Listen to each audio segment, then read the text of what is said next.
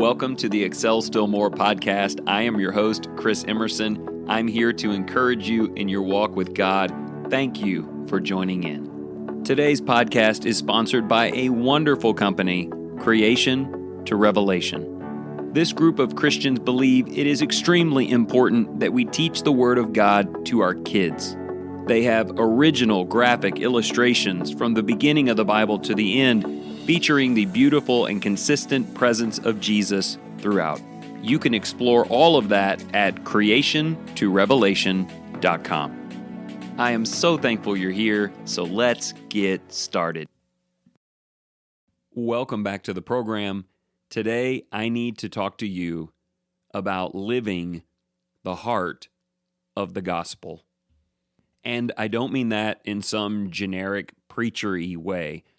I mean you and me living the love, the compassion, and the mercy that we see in the Gospels, that is, during Jesus' walk, the way he interacted with other people, saved and lost, the way he looked at and addressed the poor, and then the way he taught his disciples to feel about the children, about the Samaritans, about the lost.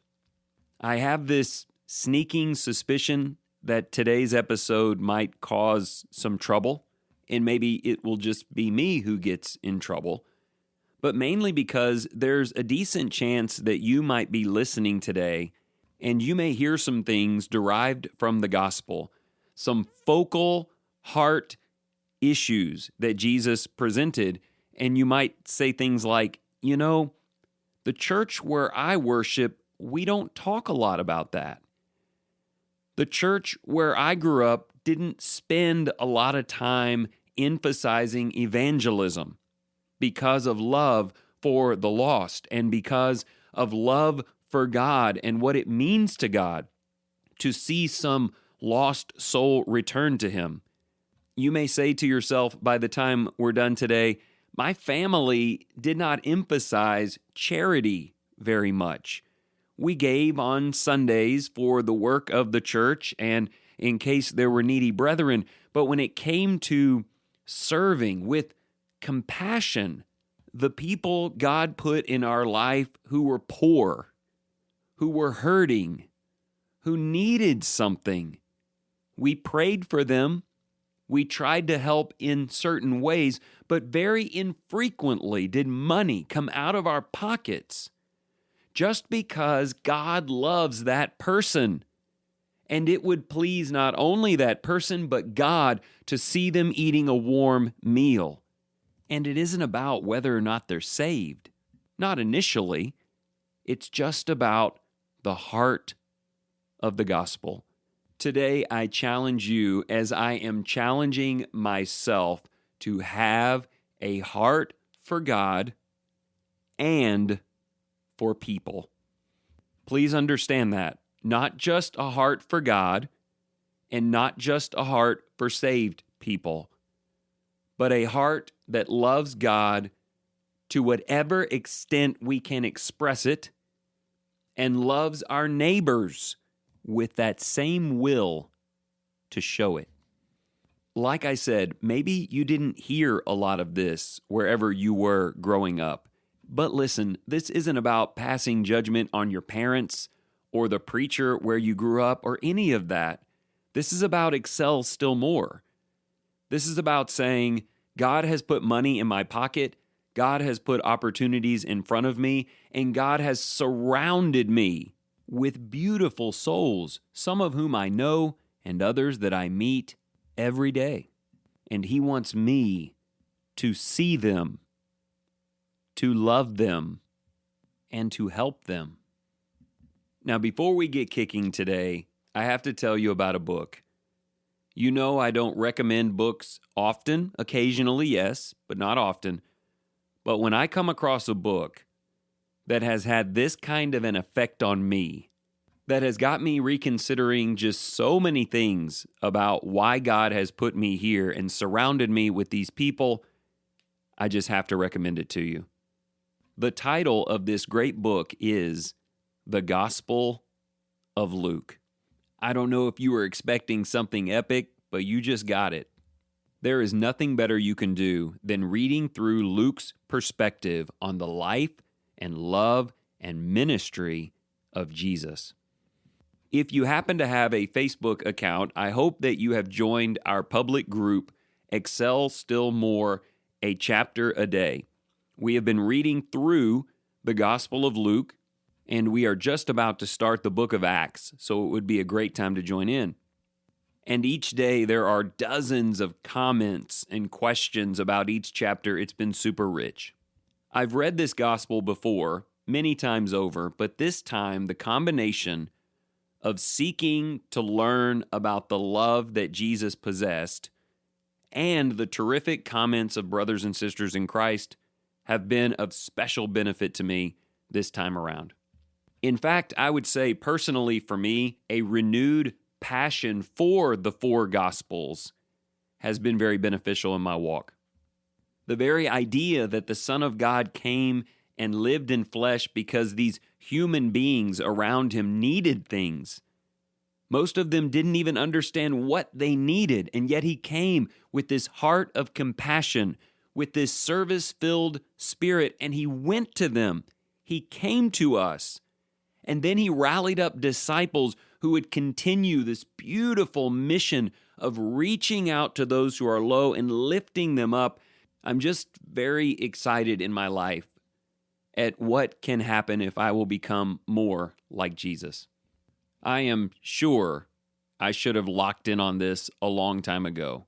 You may be wondering that. You may be like, Chris, you've been preaching for over 20 years. You're just now capturing the compassion of Jesus and the imprint of that emotion on the heart of followers? Well, in some ways, the answer is yes. And maybe this speaks to some of the shortcomings in the church over the years, but I have always put a much heavier emphasis on the letters that follow the Gospels than the Gospels themselves. I mean, I teach about the parables of Jesus and the miracles and the Sermon on the Mount, but a tremendous amount of emphasis is put upon the organization of the church, the work of the local church, the worship of the local church, all that pattern stuff in the epistles. And all of that is really important.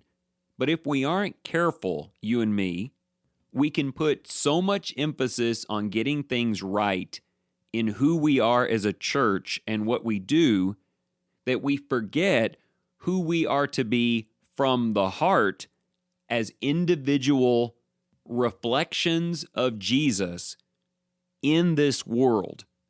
I mean, to people who don't know him and to people who are destitute of his great blessings.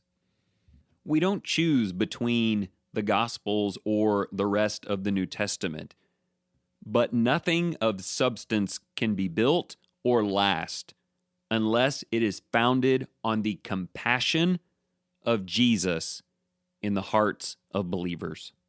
So as I've begun to organize that in my head, I've been drawn back to the ministry of Christ, and there are two things I want to share with you for the rest of the episode that were a major point of focus in his ministry and in the work of his disciples, and it links directly to having a heart for both God and people. So here's the first of those two things.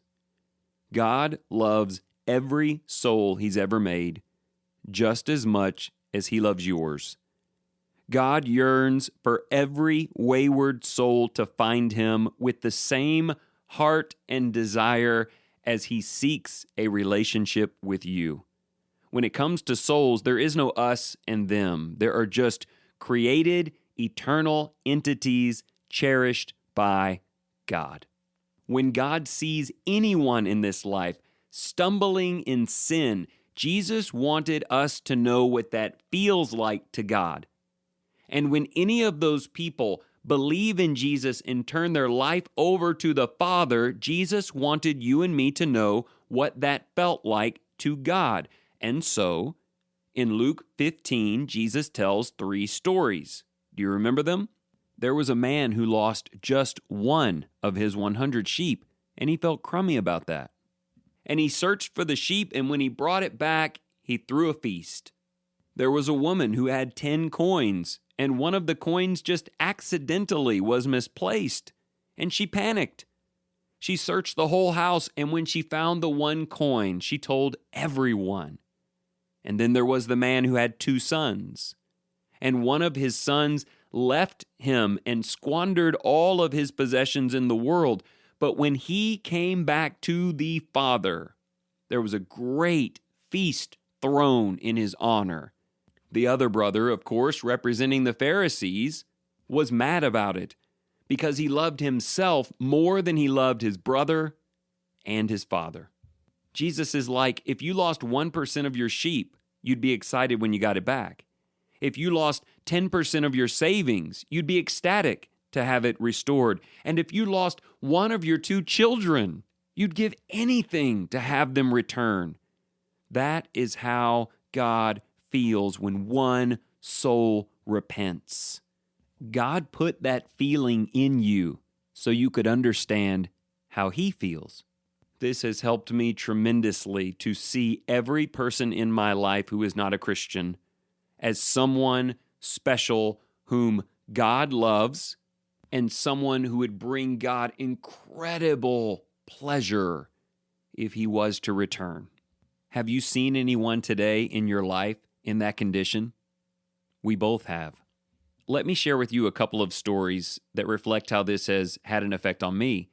I was talking to someone on the phone the other day who used to be a faithful member of our church. And this person was saying, I know I've been a great disappointment. Maybe it would be better if I just didn't come back. And I said to him, listen, the one thing that matters most in the world is the tremendous joy you can bring to your heavenly Father if you repent and return. And I will do anything to help that happen because I love you. And even more than that, I love God, and your repentance brings Him pleasure.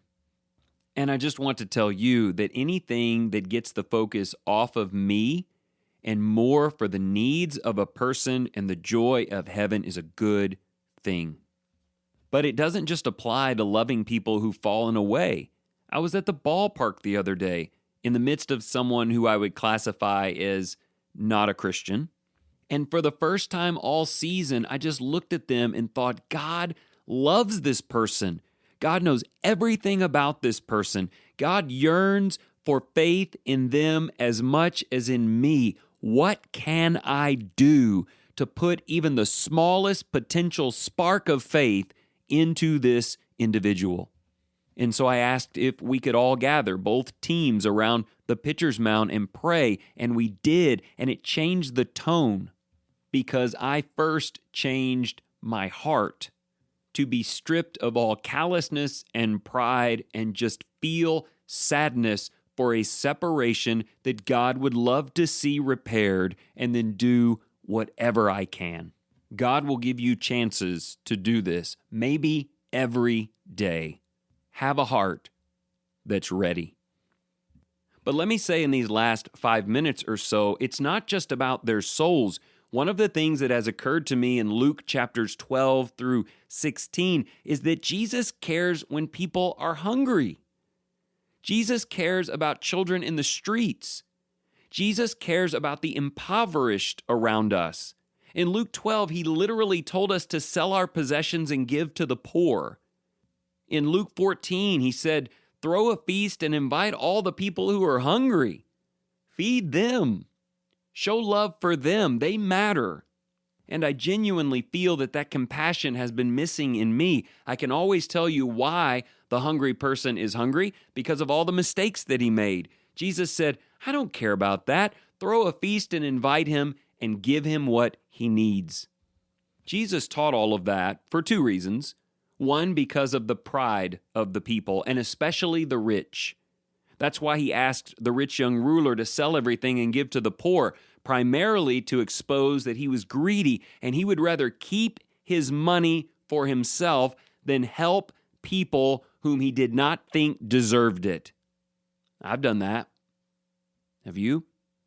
in Luke 14 and 15, the idea was don't throw a feast and invite a bunch of people who don't even need it and who are just going to pat you on the back. Be humble and use this as an opportunity to show the lowliness of your spirit by taking people who are truly in pain and impoverished and providing for them, as Jesus did on multiple occasions through feedings and through healings. So the first part of it was showing that you're not greedy and you're humble. But the second part of it was just this heart for these hurting people. Can I just ask you, do you realize that if there is anyone in your life tonight who is hungry or homeless, that God loves that person? God hurts for them.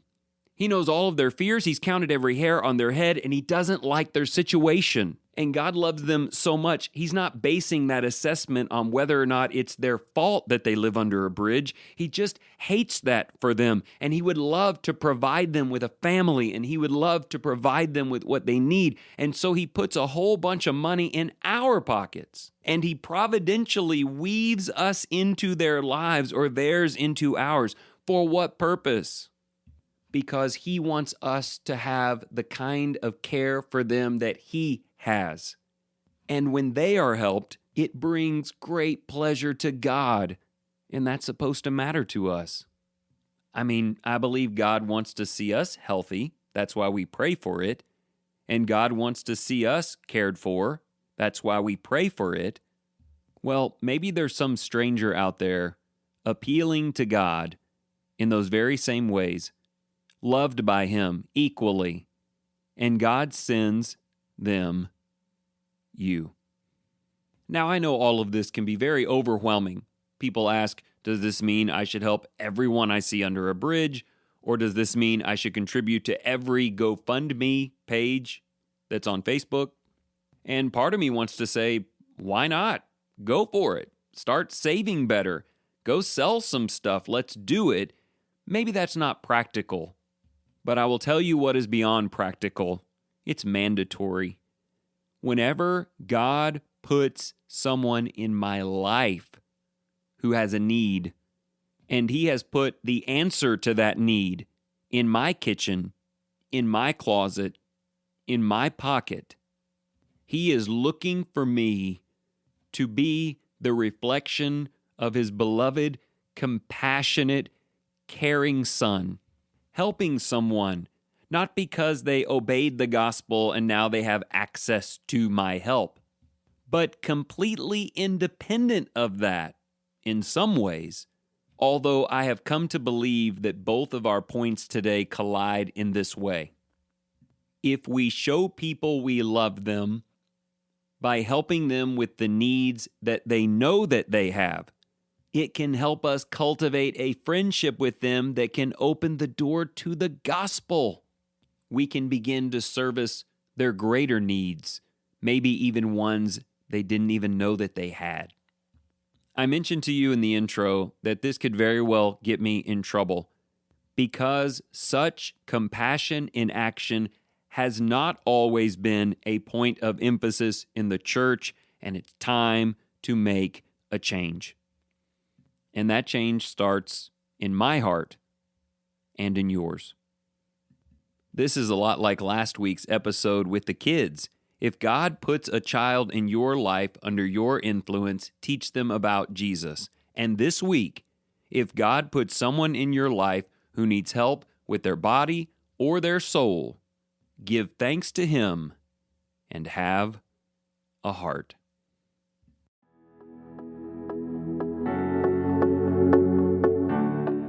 Thank you so much for joining in today. If you enjoyed this program, consider sharing it with your family and your friends. As always, you can go to excelstillmore.life to sign up for the email, order the 3-month journal, or just catch up on old episodes. And also, if you are looking for financial advice or future planning, give John Cunningham a call today, 205-913-1720. And remember this, whatever you choose to do today, in the name of the Lord Jesus, excel still more.